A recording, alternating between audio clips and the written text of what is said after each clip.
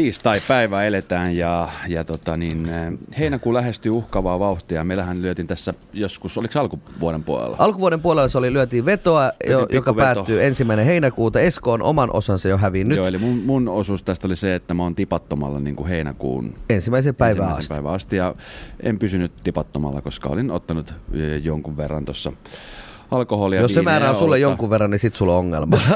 Sä oot ottanut useampana iltana tässä.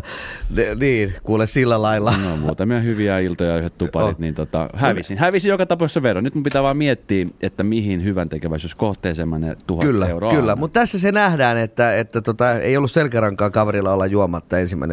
asti. No oli niin hyviä bileitä. Mulla on vielä mahdollisuus voittoon. Sulla on mahdollisuus voittoon. Sulla on 1. päivän 7. asti aikaa laihduttaa tuosta sun lähtöpainosta, joka oli 76,2 kiloa, niin sun pitäisi laihduttaa, no meidän tuottaja sanoi, että oliko se 8,5 kiloa luvattu? Ei, 6 kiloa. 6 kiloa, no okei, 6 kiloa, se nyt ei ole, vaikka se olisi 3 kiloa. No sovitaan 7 kiloa. Sovitaan 7 kiloa. Joo, se on riita okei, eli nyt on 76,2 oli lähtöpaino, ja nyt tossa on vaaka, se sama vaaka, millä me mitattiin silloin sun paino. Joo. Niin ole hyvä ja astu vaaka. Ja nyt ei mitään selityksiä. Nyt ota kaikki, mitä sä haluat ottaa pois sun taskuista. Ota kengät pois, ota paita pois, ota vaikka partakin pois. Kunhan nyt menet siihen vaakaan. Eli siis taistelu alkakoon. Ole hyvä. Ja nyt saatat No painavat. housut pois. Alta löytyy mustat, pikkumustat, puolilahkeiset bokserit, miesten kokoa S. No niin, reippaasti vaan siihen vaalle. Kato mitkä merkiset. Mitkä merkiset ne on? Pierre Cavallo. Pierre Den, eikö mikä tää on? Champion Den. Eikö tää on tää tuo... No nää on ne samat kuin viimeksi. Mr. Rubberman, no ne samat bokserit. Joo.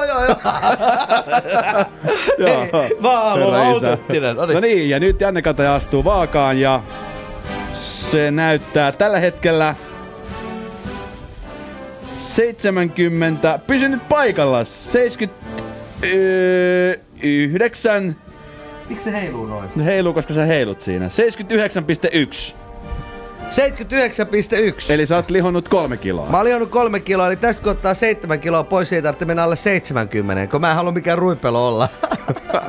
Eli sitten sun täytyy... Eli nyt lähtöpaino on 79 kiloa. Niin, mutta lasketaanko, oliko se tosta painosta tietenkin? Niin. No se oli tosta painosta tietenkin. Sä oot nyt lihonnut 3 kiloa, nyt sun pitäisi laihduttaa niinku 10 kiloa. Okei. 10 kiloa tai mä oon myös tonnin köyhempi ja mulla ei ole sellaisia rahoja. Mä oon eli niin ensimmäisen päivän 7. Niin. No luulet sä, että mulla on. Mutta se on vaan nyt pakko tehdä töitä, vaikka alaston siivoojana. Ja minkä hyväksi sä lahjoitat omasi? Mä rupean nyt töihin. Lasten asioille mun pitää miettiä, että mulla on 2 eri vaihtoehtoa, mutta lapsen niin kun, asioiden hyväksi nämä menee. Meneekö varmasti? Menee. Hyvä. Näin me sitten tehdään, että mä ryhdyn 10 kiloa laihduttamaan tässä 1.7. Sulla on aika tarkkaan 2 kuukautta aikaa. Kyllä.